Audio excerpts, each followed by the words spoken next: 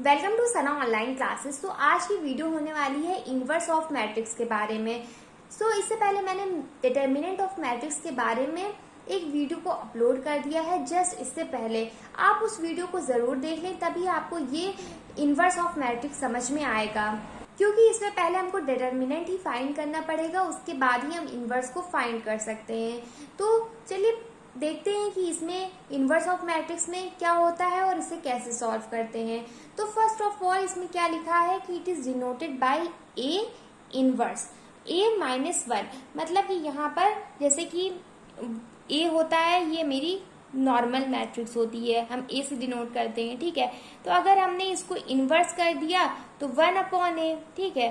तो 1/a को हम और क्या लिख सकते हैं, A-1। जब ये ऊपर जाएगा तो माइनस में हो जाएगा, ठीक है। तो सेम यही चीज है, तो इसको हम इस वजह से A-1, A⁻⁻1 की उससे हम इसको डिनोट करते हैं। अब इसका क्या फॉर्मूला होता है, ये जो मेरा डिनोट है जिससे हम करते हैं वो हम यहाँ पर लिख लेंगे, और ये है एडजॉइंट ऑफ A, ठीक है, अपॉन मॉड है। अभी आपको ये नहीं समझ में आएगा कि एडजॉइंट ए क्या होता है, मॉड ए क्या होता है, ठीक है। तो मॉड ए जो होता है वो तो है कि जो हम डिटर्मिनेंट को फाइंड करते हैं। इसी वजह से मैंने आपसे बोला कि आप डिटर्मिनेंट वाली वीडियो को आप जरूर देख लें, उसके बाद ही आपको ये वीडियो समझ में आने वाली है। उसके बाद जो ये एडजॉइंट ये ए है, इसको कैसे निकालते हैं, मैं आपको एक क्वेश्चन सॉल्व करूंगी, उसी में आपको समझ में आ जाएगा कि कैसे हम ये एडजॉइंट ए को निकालेंगे। और एक कंडीशन होती कि है कि यहाँ पर जो ए मॉड होता है वो कभी 0 नहीं होना चाहिए। अगर 0 हो गया तो आगे इनवर्स फाइंड नहीं हो सकता है। अभी आप जब क्वेश्चन सॉल्व करेंगे, मैं बार बार बोल रही हूँ यही चीज कि तभी आपको सारी चीजें समझ में आएंगी। ऐसे आपको ये कुछ समझ में नहीं आ रहा होगा कि ये क्या बात कर रहे हैं, किसके बारे में बात हो रही है, ठीक है। तो चलिए क्वेश्चन को सॉल्व करते हैं बिना देरी किए हुए, ठीक है। तो यहाँ पर इनवर्स ऑफ मैट्रिक्स, ये मैंने एक 3x3 की एक मैट्रिक्स ली हुई है, उससे ही हम सॉल्व करेंगे। तो वहां पे ये कैसे होगा, यहाँ पर मैंने डिटर्मिनेंट फाइंड करने के लिए हम क्या करते हैं कि जो ये हमारी जो पहली रो होती है इसको हम ले लेते हैं, ठीक है, पहली रो को। और इसका पहला एलिमेंट हमारे पास क्या है, 1, इसको हम यहाँ पर लिख देते हैं, ठीक है। और हम इसको क्या करेंगे, जो इसके सामने का जो मेरी ये कॉलम होगा और ये रो होगा, इन दोनों को हम हाइड कर लेंगे, ठीक है। अब हाइड करने पे क्या हुआ कि जो ये एलिमेंट, मेरे 4 एलिमेंट बचे, इनको हम क्रॉस मल्टीप्लीकेशन कर देंगे। क्रॉस मल्टीप्लीकेशन का मतलब ये हो गया ये चारों से, ठीक है। तो 4 में ये क्या है, 2 × 3 हो जाएगा। माइनस का साइन लगाएंगे, माइनस का साइन ही लगता है जब हम ये डिटर्मिनेंट को फाइंड करते हैं, तो माइनस का साइन बीच में लगाते हैं, ठीक है। अब इसको और इसको मल्टीप्लाई करेंगे तो -3 × -1, ठीक है। अब ये बंद कर देंगे ब्रैकेट। अब हम दूसरे एलिमेंट को लेंगे और यहाँ पर माइनस लगा देंगे। अब ये साइन, अभी अगर आपने वो वीडियो देखी होती तो अगर आपको ज्यादा अच्छे से समझ में आता, लेकिन मैं यहाँ पर भी बता दे रही हूँ कि अभी ये साइन पर आप जाइए मत, मैं पहले ये बता दूं, उसके बाद मैं आखिरी में आपको साइन के बारे में बताऊंगी कि कैसे यहाँ पर माइनस आ गया है और कैसे यहाँ पर प्लस आ गया है, ठीक है। तो आप अब सेकेंड एलिमेंट मैंने ले लिया 1, ठीक है। तो आप सेम प्रोसेस क्या करेंगे कि यहाँ पर इसके सामने का जो रो है बंद कर देंगे, हाइड कर देंगे, और इसके सामने का कॉलम। अब मेरे पास कौन से एलिमेंट बचे, यहाँ पर 1 और -3, 2, 3, ठीक है। तो सेम अब हम इनमें क्रॉस मल्टीप्लाई करेंगे, तो 1 को हम 3 से मल्टीप्लाई कर देंगे, तो 1 × 3, और -3 को 2 से मल्टीप्लाई कर देंगे, ठीक है। तो देखिए यहाँ पर हो गया 1 × 3 -3 × 2, ये माइनस का साइन जो बीच में लगता है। अब हम ऐसे ही तीसरे वाले 1 को ले लेंगे और ऐसे यहाँ पर कर देंगे, तो क्या हो जाएगा 1 × -1 और यहाँ पर × 2 × 2, ठीक है, हो गया। अब हम आपको बता देते हैं कि ये साइन क्यों लगा है। साइन हमेशा कैसे लगता है डिटर्मिनेंट को फाइंड करने के लिए, प्लस माइनस, ये ऐसे चलता जाता है। तो देखिए यहाँ पर प्लस लगाना था, लेकिन प्लस लगाने की कोई जरूरत नहीं होती है, तो यहाँ पर प्लस ऐसे ही रहने दिया, और उसके बाद देखिए माइनस, ठीक है, माइनस लगा दिया दूसरे नंबर पे। तीसरे नंबर पे क्या है, फिर प्लस। अगर ये 4x4 की मैट्रिक्स होती तो फिर यहाँ पर माइनस हो जाता, और मतलब इसके आगे एलिमेंट बढ़ते जाते हैं ना, तो उस हिसाब से प्लस माइनस ऐसे चलता जाता है, ठीक है। तो आप इसको जरूर ध्यान रखिए, साइन नहीं तो गलत हो सकता है आपका। उसके बाद क्या करेंगे, इसको आगे सॉल्व कैसे करेंगे, ठीक है। तो यहाँ पर 1 को 1 एज इट इज उतार लेंगे, और 3 × 6, होगा और माइनस का साइन यहाँ पे, और 3 वन जा 3, ये जो माइनस माइनस का साइन है ये प्लस हो जाएगा, 3 हो जाएगा। अब यहाँ पर -1 को हम ऐसे लिख देंगे 1 इंटू 3 3, और यहाँ पर माइनस का साइन है, और -3 इंटू 2 6, -6, और माइनस माइनस प्लस, तो प्लस का 6 हो जाएगा। फिर यहाँ पर मैंने +1 लिख दिया, 1 इंटू 1 -1, और माइनस का साइन है, -2 2 जा 4, तो -4। अब यहाँ पर देखिए 1 और 6 में से 3 गया 3, -1 6 प्लस 3 या फिर 3 प्लस 6 9, और यहाँ पर +1 -1 -4 माइनस का 5, ठीक है। अब यहाँ पर 1 इंटू 3 यहाँ पर मल्टीप्लाई होगा, तो 1 इंटू 3 3, -1 इंटू 9 तो -9, और यहाँ पर +1 इंटू -5, तो प्लस माइनस माइनस हो जाता है, और 1 इंटू 5 5। अब इन तीनों को हम सॉल्व करेंगे तो आ जाएगा -11, ठीक है। तो ये क्या निकल आया, डिटर्मिनेंट। अभी मैंने आपको क्या पीछे बताया था कि आपको ये फाइंड करना है और एक एडजॉइंट फाइंड करना है। तो चलिए ये एक जो हमारा स्टेप था वो सॉल्व हो गया है। अब हमको दूसरा स्टेप एडजॉइंट ए कैसे फाइंड करेंगे वो देखते हैं। तो उसके लिए हमको कोफैक्टर निकालना पड़ता है। अब घबराने की बात नहीं है, अभी वो भी बहुत आसान है कि कोफैक्टर कैसे फाइंड करते हैं। तो चलिए देखते हैं कि उसको कैसे फाइंड करेंगे। तो यहाँ पर हम A11 ले लेंगे। अब अभी आपको समझ में नहीं आया होगा, आप फिर से चलिए वही मैट्रिक्स की तरफ जो क्वेश्चन दिया गया था, ठीक है। तो यहाँ पर ये है, तो इसको ही हम A11 ही बोलते हैं, इसको A12 बोलते हैं। ये आपने पहले पढ़ रखा होगा, A13 है, ये A21 है, ये A22 है, ये A23 है, ये A31 है, ये A32 है, और ये A33 है, ठीक है। ऐसे ही तो था, ठीक है, ऐसे ही होता है। तो इसमें हम क्या करेंगे, सबसे पहले हम A11 को फाइंड करेंगे। तो कोफैक्टर को निकालने के लिए सेम जैसे अभी मैंने आपको डिटर्मिनेंट में बताया था कि आपको सामने वाली रो को और उसके सामने वाले कॉलम को हाइड करके जो एलिमेंट होते हैं उनको आपस में क्रॉस मल्टीप्लिकेशन कर देना होता है, ठीक है। तो वही मैंने किया है कि जब यहाँ पर मैं 1 ले लूंगी, 1 को अगर मैं पहला एलिमेंट देखूं तो अगर मैं 1 को हाइड करके यहाँ पर ऐसे देखूं तो 2 3 और 3 और 1 को मल्टीप्लाई करना है, ठीक है। तो सेम अभी देख लेते हैं कि यहाँ पर जो मैंने लिखा है 2 -3 1 3, वो जो 4 एलिमेंट मुझे मिले थे उसी को मैंने यहाँ पर सॉल्व किया है। 2 इंटू 3 माइनस का साइन लगाएंगे, -3 इंटू -1, तो 3 2 जा 6 हो जाएगा, माइनस और माइनस माइनस प्लस, तो माइनस का 3 हो जाएगा, 6 - 3 तो 3 हो जाएगा। अब यहाँ पर एक ध्यान देने वाली बात होती है कि जैसे मैंने आपको अभी बताया था कि यहाँ पर प्लस माइनस का बहुत ध्यान रखना होता है। तो सबसे पहले आपको क्या मैंने बताया कि हमेशा पहले प्लस से शुरू होगा, उसके बाद माइनस, ठीक है। तो यहाँ पर देखिए, यहाँ पर आंसर जो है मेरा क्या आया है, प्लस में, और हमको वो पहले प्लस ही रखना है, ठीक है। तो हम इसमें कोई चेंजेस नहीं करेंगे। अभी आपको शायद ना समझ में आए, लेकिन अभी जब आगे आगे सॉल्व करते जाएंगे तब आपको अच्छे से अंडरस्टैंड हो जाएगा, ठीक है। तो चलिए बढ़ते हैं नेक्स्ट प्रोसेस की तरफ।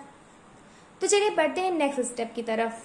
तो देखिए अब A12 लिख लेंगे, और अब जो बीच वाला A1 था हम उसको बंद करके सामने वाले रो और कॉलम को बंद करके हमको जो ये 4 एलिमेंट मिलेंगे उसी तरह हम इसको भी सॉल्व कर देंगे, ठीक है।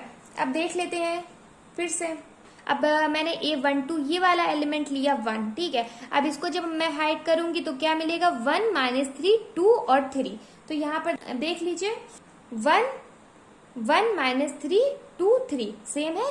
तो इसी तरह फिर हम इसको भी सॉल्व कर देंगे। तो ऐसे ही हमको सारे स्टेप को हाइड कर करके ऐसे ही सॉल्व करना है। तो इसमें बहुत सारे स्टेप होंगे, मतलब कि हमको A33 तक फाइंड करना है। अब देख लेते हैं, यहाँ पर अगर 1 3 फाइंड करना है तो इसको हम हाइड कर देंगे, ये 4 एलिमेंट को क्रॉस मल्टीप्लाई करेंगे। अब जब A21 को फाइंड करना है तो हम A21 को ये सामने वाली रो को और ये वाले इसको कॉलम को हाइड करेंगे। अब मेरे ऊपर जो ये एलिमेंट है, ये क्या एलिमेंट बचा, 1 1 और -1 और 3, तो इसको लेंगे। अब यहाँ पर अगर A22 को फाइंड करेंगे तो इसके सामने वाला ये बंद कर देंगे, तो ये एलिमेंट बचा ऊपर का 1 1 और 2 3। अब A13 को फाइंड करने के लिए इसको बंद कर देंगे, तो 1 1 2 -1।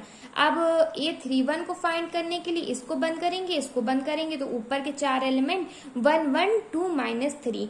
अब A3 को फाइंड करने के लिए तो ये 1 1 और ये 1 -3। अब A33 को फाइंड करने के लिए 1 1 1 2, इस तरह से, ठीक है। तो अभी आप सारे स्टेप में ऐसे ही देखते जाइए। अब देखिए 1 3 में मैंने 4 वो एलिमेंट ले लिए, इनको क्रॉस मल्टीप्लाई करके इस तरह से मैंने आंसर फाइंड कर लिया। ऐसे ही देखिए 8 2 1 को मैंने फाइंड कर लिया है, 1 1 -1 3। आप इसको एक कॉपी में नोट डाउन करते जाइए। जब आप खुद से सॉल्व करेंगे तो आपको समझ में आता जाएगा कि कैसे आखिर ये सॉल्व हो रहा है, ठीक है। अब सेम A22 को वैसे ही मैंने किया है, A23 A31, ये देखिए A31 का ये आंसर आ गया, A32 और A33, ठीक है। यहाँ पर देख लीजिए 833 है, ठीक है। अब इसमें सिर्फ मुझे जो बात बताने वाली है मैं आपको वो बता रही हूँ, क्योंकि ऐसे एक एक चीजें बार बार वही चीज बताने में काफी वक्त हो जाएगा और काफी लंबी वीडियो हो जाएगी, ठीक है। तो इसमें जो बताने वाला है वो है प्लस माइनस का साइन आपको कैसे ध्यान रखना है। तो जैसा कि मैंने आपको पहले में बताया था कि यहाँ पर 3 आ गया था और पहले हमेशा प्लस ही होता है, तो हमको इसमें साइन चेंज करने में कोई ज़रूरत नहीं पड़ी थी। अब देखते हैं दूसरे स्टेप में, जब मैंने A12 लिया तो अब दूसरे नंबर पे साइन मेरा माइनस का हो जाएगा, ठीक है। तो जब मैंने इसको सॉल्व किया तो क्या हुआ कि मेरा जो आंसर था, यहाँ पर देख लेते हैं, इसको आप देख लीजिए नहीं तो कंफ्यूज हो जाए। 1 × 3 और -3 × 2, ठीक है, बीच में माइनस का साइन, 1 × 3 3, माइनस का साइन लगाएंगे, -3 × 2 6, तो 3 + 6 हो जाएगा। मेरा आंसर जो आना चाहिए, जो रियल आंसर है, वो तो मेरा 9 आना चाहिए। इसके आगे मतलब माइनस तो होना नहीं चाहिए, लेकिन जो वो मेरा जो फॉर्मूला कहता है कि हमेशा प्लस माइनस, जो जैसा कि मैंने आपको बताया कि ऐसे ऐसे स्टेप चलते जाते हैं, तो आपकी जो माइनस है, तो इस वजह से मैंने यहाँ पर माइनस पुट किया है। अब यहाँ पर देख लीजिए, जैसे 1 3 में था तो यहाँ पर -5 आया, ठीक है, और यहाँ पर इसने बोला कि प्लस होना चाहिए आपकी, लेकिन प्लस माइनस ये फिर से माइनस में ही रहेगा, इसमें कोई चेंज नहीं हो पाएगा, ठीक है। अब यहाँ पर देख लेते हैं, अब जैसे A21 है तो इसमें मैंने सॉल्व किया तो यहाँ पर 3 1 और 3 + 1 4 आना चाहिए था, जैसे कि यहाँ पर क्या आता 4 आता सिंपली, लेकिन इसने बोला माइनस, अब फिर से जो स्टेप आ गया तो इस वजह से मैंने -4 किया है, ठीक है। अब सेम ऐसे ही है कि यहाँ पर 3 - 2 1, इसने बोला था प्लस, तो ये सिंपली प्लस, इसमें कोई चेंज नहीं होगा। अब यहाँ पर A23 में देख लीजिए कि यहाँ पर इसने बोला था कि माइनस होना चाहिए, -1 -2 -3, लेकिन माइनस माइनस क्या हो जाएगा, प्लस हो जाएगा, इस वजह से मैंने यहाँ पर 3 लिख दिया। अब A31 में जब मैंने सॉल्व किया तो यहाँ पर इसने प्लस का बोला था, आंसर मेरा वाकई में -5 ही आया, -3 -2 -5, लेकिन यहाँ पर प्लस बोला तो प्लस माइनस माइनस ही होगा, तो कोई चेंज ही नहीं हो पाएगा यहाँ पर। अब यहाँ पर माइनस का था, इसका साइन माइनस में आया, -4, ठीक है, माइनस माइनस प्लस हो जाएगा तो ये सिंपली 4 हो जाएगा।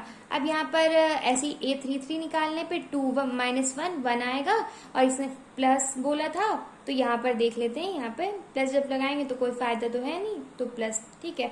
तो आप यहाँ पर देखते जाइए कि हमेशा प्लस माइनस में ही चलता रहेगा, तो आप ऐसे ही बगल में लिख लीजिए ताकि आपको याद रहे कि आप कोई गड़बड़ ना करें। अब हम मैट्रिक्स ऑफ कोफैक्टर निकालेंगे। अब ये क्या है, तो यहाँ पर मैंने ए यहाँ पर लिख दिया है, जो मेरी मैट्रिक्स ये बनी है AIJ, I का मतलब रो, J का मतलब कॉलम, ठीक है, हो गया। तो ये देखिए, ये जितने एलिमेंट्स मैंने निकाले हैं कोफैक्टर के, उसकी मैंने मैट्रिक्स बना ली है, ठीक है। तो देखते हैं कि कैसे यहाँ पर हुआ है। देखिए सबसे पहले एलिमेंट क्या निकला था, 3, उसके बाद है -9 -5, ठीक है, यहाँ पर देखिए -5 है, फिर -4 है यहाँ पर, ठीक है। तो इस तरह से जो है, तो हम उसको ऐसे ही लाइन बाय लाइन हम लिखते चले जाएंगे, 3 -9 -5 -4, उसके बाद क्या निकला था 1, A23 पे क्या निकला था 3, और A31 पे क्या निकला था -5। तो इसको हम ऐसे ही यहाँ पर लिखते चले जाएंगे, 1 3 -5, और उसके बाद यहाँ पर A32 पे क्या निकला था 4, और A33 पे क्या निकला था 1, यहाँ पर देख लीजिए। तो इसको हम उसी की जगह पर प्लेस कर देंगे, जैसे ये A11 है, A12 है, A13 है, ये 21 है, 22 23 2, ये 31 32 33। तो उसको सारे एलिमेंट जो मैंने निकाले हैं उसको एक इस मैट्रिक्स के फॉर्म में हम इसको कर देंगे। अब हमको क्या निकालना है, एडजॉइंट ऑफ A। देखो अब हम कैसे कैसे स्टेप में चलते जा रहे हैं, अब जा करके हम एडजॉइंट ए निकालने जा रहे हैं। अब एडजॉइंट ए कैसे निकलेगा, तो जो ये है हमारा, जो ये हमने मैट्रिक्स बनाई हुई है, ये चीज, इसको ही हम ट्रांसपोज कर देंगे। अब ट्रांसपोज कैसे किया जाता है कि जो ये हमारे रो है, ये जो रो है इसको हम कॉलम में चेंज कर देंगे। अब देखिए कैसे चेंज कर दिया, 3 - 9 - 5, इसको मैंने यहाँ पर 3 -9 - 5 को इस तरह से लिख लिया कॉलम में। अब दूसरी रो को देखेंगे, -4 1 3, अब यहाँ पर मैंने कॉलम में लिख दिया इसको -4 1 3। अब तीसरी रो थी -5 4 1, यहाँ पर लिख दिया -5 4 1। ठीक है, आपको आई होप समझ में आ गया होगा। तो कभी कभी क्वेश्चन आता है कि आपको सिर्फ और सिर्फ एडजॉइंट ही निकालना है, तो अभी तक मैंने जितने भी स्टेप आपको बताए तो आप इस तरह से यहाँ तक कि आप एडजॉइंट निकाल सकते हैं। ठीक है, लेकिन ये क्वेश्चन क्या था, इनवर्स ऑफ मैट्रिक्स का, तो अभी इसमें सिर्फ एक स्टेप और ज्यादा है। तो अगर आपको इनवर्स ऑफ मैट्रिक्स निकालना आ गया तो इसका मतलब आप एडजॉइंट भी निकाल सकते हैं, और आपको एग्जाम में दोनों तरीके से पूछ सकते हैं कि आप सिर्फ एडजॉइंट ही निकाल दीजिए या फिर इनवर्स निकाल दीजिए। तो जब एडजॉइंट का है तो बस आप यहीं पर छोड़ दें, और जब इनवर्स आ जाए तो अब उसका जो फॉर्मूला मैंने आपको पहले बताया था कि ये फॉर्मूला होता है, तो ए मॉड जो हमने पीछे निकाल लिया था और एडजॉइंट मेरा ये निकल गया, इनको हमको मल्टीप्लाई करना है। तो मेरा जो, अब देख लेते कि ए मॉड क्या आया था। देखिए यहाँ पर ए मॉड जो आया था -11। ठीक है, तो अब हमको यहाँ पर क्या लिखना है, इसकी जगह पर 1/-11। ठीक है, और एडजॉइंट ए क्या है, ये है। ठीक है, इन दोनों को हमको मल्टीप्लाई कर देना है। तो देखिए कैसे करते हैं मल्टीप्लाई। तो मैंने यहाँ पर लिख दिया -11 ना, मैंने यहाँ पर -1/11, और ये पूरी वही मैट्रिक्स उठा करके पीछे वाली जो एडजॉइंट ए में निकली थी वो मैंने लिख दी। ठीक है, अब इन दोनों को मल्टीप्लाई कर देंगे। ठीक है, अब मल्टीप्लाई कैसे करेंगे, 1 3 = 3 और ये 11। ठीक है, अब ये माइनस का साइन यहाँ पर आ जाएगा, -3/11। अब 1 - 4 और तो 4 हो जाएगा, 11 यहाँ पर माइनस माइनस कैंसिल हो जाएगा। ऐसे ही हम सारे को करते जाएंगे, 5/11 यहाँ पर हो जाएगा, यहाँ पर 9/11, यहाँ पर -1/11 हो जाएगा, -4/11 प्लस 5/11, यहाँ पर -3/11 और यहाँ पर -1/11।